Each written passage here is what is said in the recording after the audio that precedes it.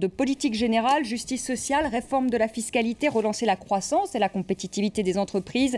Voilà ce que l'on retiendra de ce discours qui a duré 1h30 à l'Assemblée nationale. La tâche du Premier ministre, vous le savez, est ardue. Il va falloir réduire les déficits et trouver 40 milliards d'euros dans les 2 années à venir. Alors comment réduire les déficits et relancer l'économie? Comment conserver notre modèle social en temps de rigueur?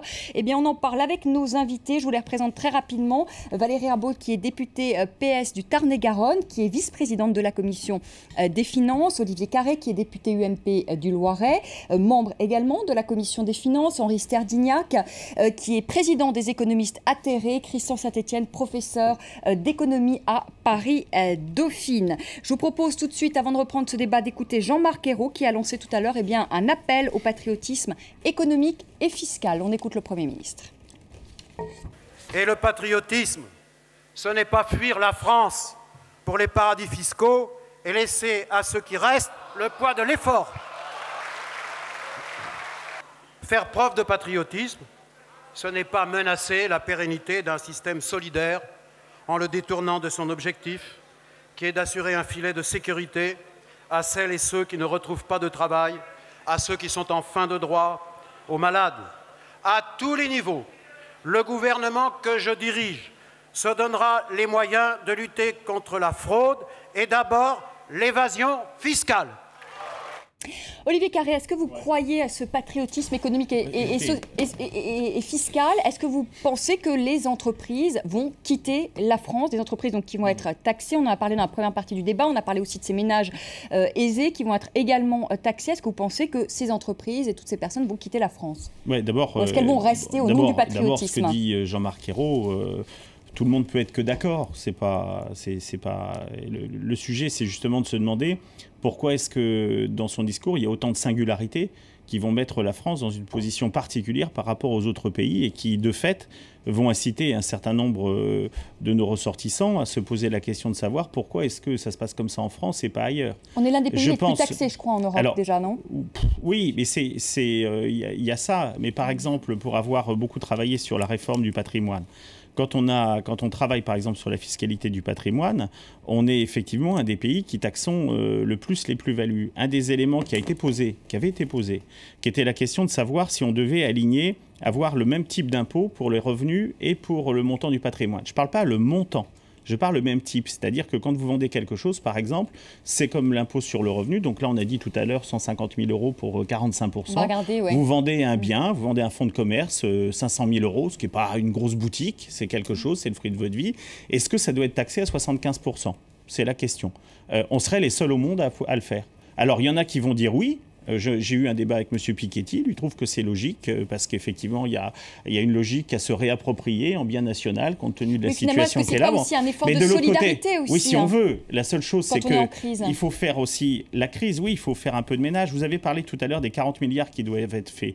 Il y a eu tout un discours qui peut être d'ailleurs intéressant de Jean-Marc Ayrault sur le fait qu'il demande à ses ministres de faire en fait la RGPP, qui avait été condamnée par tout le monde, mais qui en fait, auquel il a donné l'instruction à ses ministres de faire, de la réitérer. Bon, il y a qu'un sujet, c'est les dépenses sociales.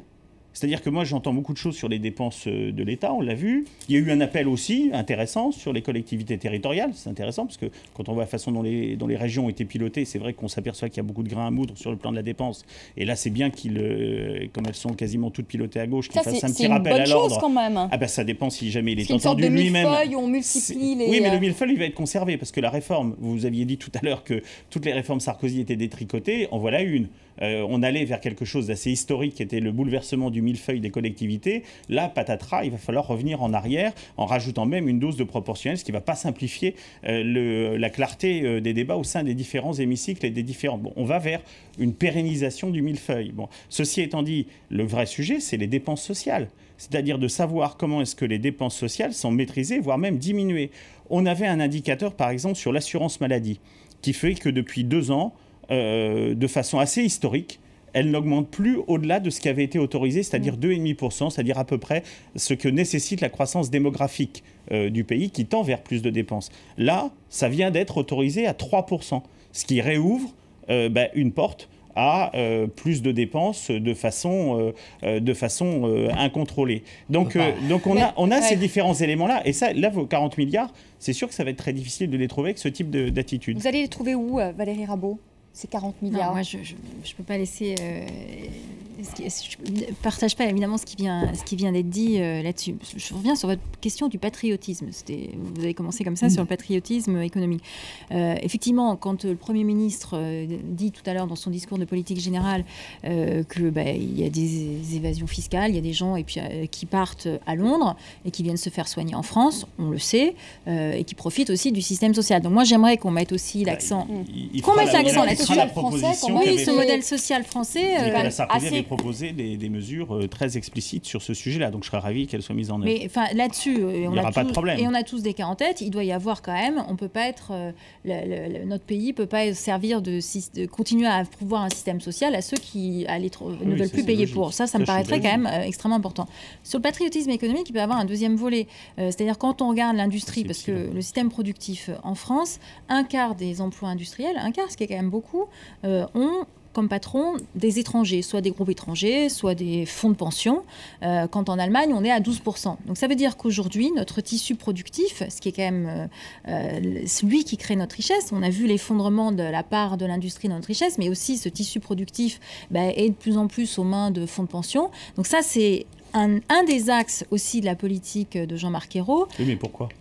Pourquoi ? Allez-y, pourquoi ? Sur le moyen terme, pourquoi est-ce que ça s'est passé comme ça dans notre pays ? Non, mais ça fait 10 ans. Mais je suis bien d'accord, c'est encore plus ancien. Enfin, ça fait 10-15 ans. Non, c'est plus ancien. Ça commence à partir des années 80. Et pourquoi est-ce qu'il y a justement cette emprise ? Parce que justement, on a un capitalisme personnel qui n'a jamais pu se développer dans notre pays depuis que l'ISF... Il a pu. C'est pas une histoire d'ISF. Non, c'est pas une histoire. Interrogez, y compris vos collègues, je vous assure, de vos propres rangs qui ont étudié la question, vous verrez. Tous les chefs d'entreprise, vous verrez les réponses qu'ils auront. Tous les chefs d'entreprise que j'ai rencontrés, alors en Tarn-et-Garonne, tous les chefs d'entreprise, la principale question, et je parle d'emploi industriel, la principale question qu'ils ont, c'est la question de la demande et de pouvoir avoir des débouchés pour leur marché. Oui, mais ça c'est évident. Je parle de la transmission. Je parle du capital, vous ne mettent pas sur le haut de la liste ni le coût du travail. Non. Si, le coût du travail un petit peu. Mais pas en premier sur la liste, il vous parle en premier de débouchés. Ça veut dire qu'il faut qu'on se remette à avoir une politique industrielle sur laquelle les PME pourront s'arrimer. Mais ça, c'est une évidence. Mais c'est une évidence. Mais reconnaissez quand même avec moi que ce n'est pas fait aujourd'hui. C'est pas fait aujourd'hui. Mais bien sûr, la crise n'est pas arrivée aujourd'hui. La crise n'est pas arrivée aujourd'hui avec des parts de marché, notamment en Europe. La crise n'est pas arrivée aujourd'hui. Elle ne frappe pas uniquement la France. Il faut quand même tirer les leçons. Bien sûr. Il faut tirer les leçons de la crise et se poser la question qu'est-ce qu'il faut changer à l'échelle européenne pour ne plus être dans cette situation. Sans doute. Or, il y a quand même des problèmes à l'échelle européenne. Il y a eu un désarmement fiscal général où un peu partout on a diminué la fiscalité. Là, on va quand même à l'inverse de ce qui se fait dans tous les pays aujourd'hui, si je puis me permettre, dans tous les pays européens en crise. Alors, tous poussent le départ à la retraite. Nous, on revient dessus sur le retour. Je me pose la question, est-ce qu'on ne va pas à l'encontre de ce qui se fait ? Est-ce qu'on peut considérer que les autres pays sont un modèle sur lequel il faut absolument se caler, alors qu'on est quand même un des pays, on est un des pays où un des seuls pays où la pauvreté n'a pas augmenté, où les inégalités n'ont pas augmenté sur les 5 dernières années. Et quand on compare la stratégie française, elle apparaît relativement équilibrée par rapport à d'un côté une stratégie allemande et de l'autre côté une stratégie des pays du Sud, qui tous les deux ont mis la zone euro. Elle n'est pas équilibrée, c'est la dette qui fait la jonction, si je puis me permettre. Valérie Rabault, vous ne pouvez pas dire on est les seuls à augmenter les impôts. Depuis que la crise s'est produite, est arrivée en 2007, on a été le seul pays européen qui n'a pas augmenté les impôts, qui les a baissés. On a été à contre-cycle. Oui, mais les réformes structurelles, on finit au même niveau de prélèvement obligatoire. On finit au même niveau de prélèvement obligatoire. L'Allemagne les a augmentés.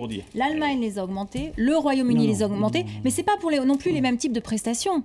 Il faut comparer les choses à périmètre égal avec le niveau. Mais sur les réformes structurelles, Valérie Rabault, tous les pays font aujourd'hui des réformes structurelles. En tout cas, les pays qui sont fortement endettés. Mais qu'est-ce que vous appelez des réformes structurelles ? Par exemple, sur l'âge de départ à la retraite, voilà une réforme structurelle. Sur la flexibilité flexibilité du marché du travail. Aujourd'hui, dans des pays d'Europe, avec le taux de chômage qu'ils ont, effectivement, l'âge de la retraite, c'est l'essentiel. Par rapport à ce qui a été fait, une réforme structurelle de dire on garde le même nombre de fonctionnaires, alors qu'on a vu les dernières années que les dépenses ont monté, ça c'est déjà un choix structurel extrêmement important. À l'intérieur, qui augmentera la dépense. À l'intérieur de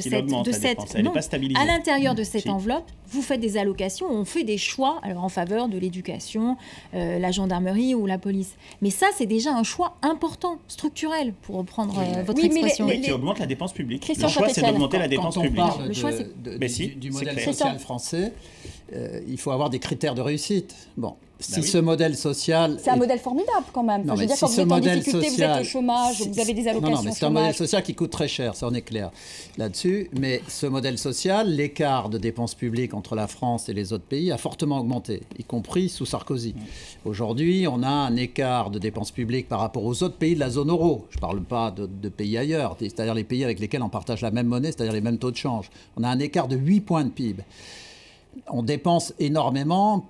Sur l'éducation, au niveau universitaire, on dépensait moins, on est en train de rattraper, mais sur le primaire et le secondaire, on dépense autant qu'ailleurs. On a plus de taux d'encadrement qu'en Allemagne ou ailleurs. Ce que l'on observe, c'est une forte baisse des réussites du système éducatif dans les classements PISA de l'OCDE.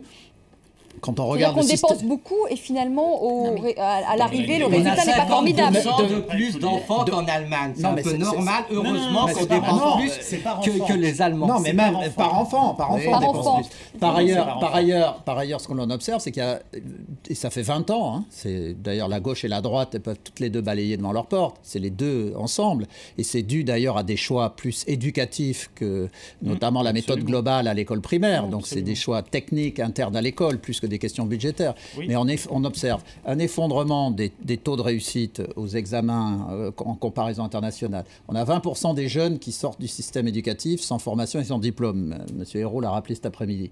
On veut pousser la formation professionnelle depuis 20 ans. On est passé de 200 000 à 400 000 apprentis, mais on sait qu'il en faudrait 1,5 million. Bon, dans le cadre d'une stratégie véritable pour reconstruire le système productif, moi j'aurais attendu, surtout que ça pouvait parfaitement être défendu par un gouvernement de gauche, quelque chose du type, on va mettre en place des outils extrêmement puissants pour développer l'apprentissage et la formation en alternance, tout ça en lien avec les PME de moins de 250 personnes dans lesquelles on va injecter beaucoup d'argent.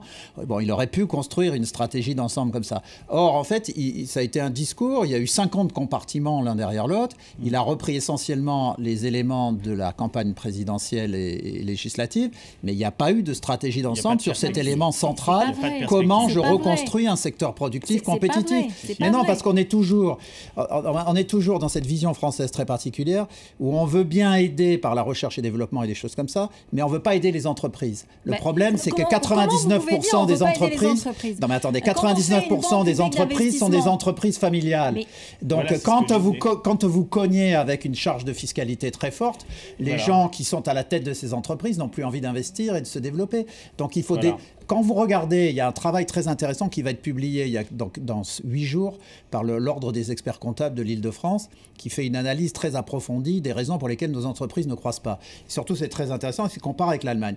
Mais l'Allemagne, depuis 30 ans, gauche et droite confondues, a une stratégie fiscale globale vis-à-vis des PME qui concerne essentiellement aussi les droits de succession, ainsi de suite. Le modèle social allemand ne fait pas non plus rêver. On peut garder le modèle républicain en France et l'allier avec un modèle productif plus compétitif. Voilà. D'autant plus qu'on peut pas dire qu'on casse c'est toujours étrange d'entendre, même le Premier ministre cet après-midi dire que les précédents gouvernements ont cassé toute l'action publique, alors qu'on a le record de la dépense publique dans la zone euro. Donc c'est soit l'un soit l'autre. On ne peut pas dire. On peut pas dire. Sur les entreprises, il y a une stratégie. Déjà, il y a une création d'une banque publique d'investissement. On double le plafond. Elle existe déjà. On double le plafond du livret A là-dessus. Et quand vous regardez les bilans des entreprises, parce que moi j'entends bien tout ce que vous dites sur les entreprises familiales, quand on regarde le bilan, si on veut faire une comparaison France-Allemagne, on voit que nos PME ont des fonds propres plus qu'en Allemagne, donc ça veut dire qu'elles engrangent... Pas besoin de fonds de roulement. Mais en revanche, elles ont beaucoup moins de crédit dans leur bilan de dette que les entreprises allemandes. C'est-à-dire qu'aujourd'hui, elles ont peut-être sans doute, pour certaines d'entre elles, un problème d'accès au crédit. Et ça, c'est, on le voit très clairement quand on parle de bilan. Ça, c'est essentiel. Mais quelle est la réponse par rapport à ça? Les mesures fiscales en fonction des PME, on les a pris constamment en France depuis 10 ans, que ce soit pour l'ISF, que ce soit pour la transmission d'entreprise. Valérie Rabault, on arrive au terme de ce débat. Une dernière question. Bon, on a entendu Jean-Marc Ayrault, donc 65 000 fonctionnaires dans l'éducation nationale.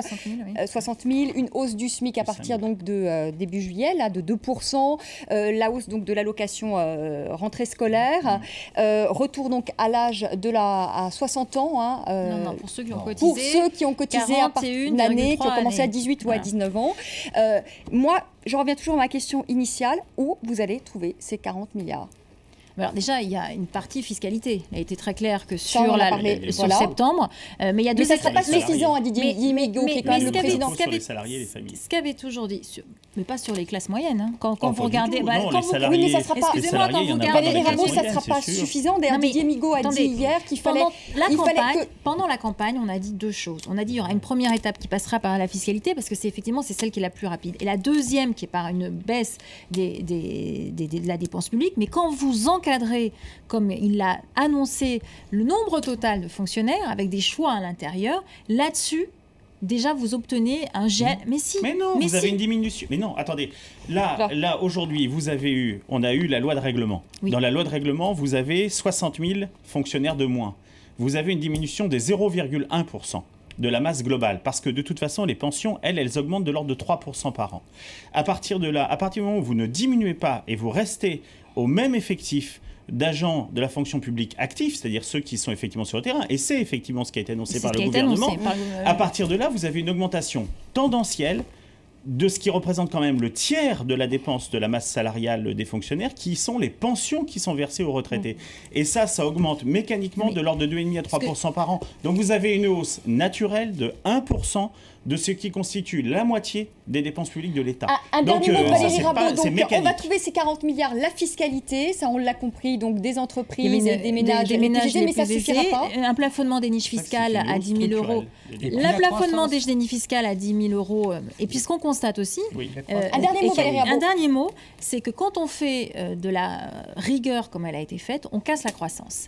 Et vous avez beau verser de l'eau dans un panier, vous pouvez verser de l'eau dans un panier percé, vous n'arriverez pas jamais à maintenir le panier à flot. Donc ça, c'est quelque chose d'extrêmement important.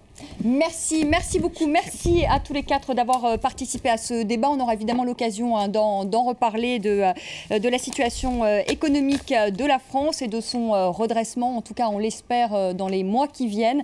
Merci à vous quatre. Je vous retrouve demain 19h10 pour un nouveau débat sur France 24. Très belle soirée.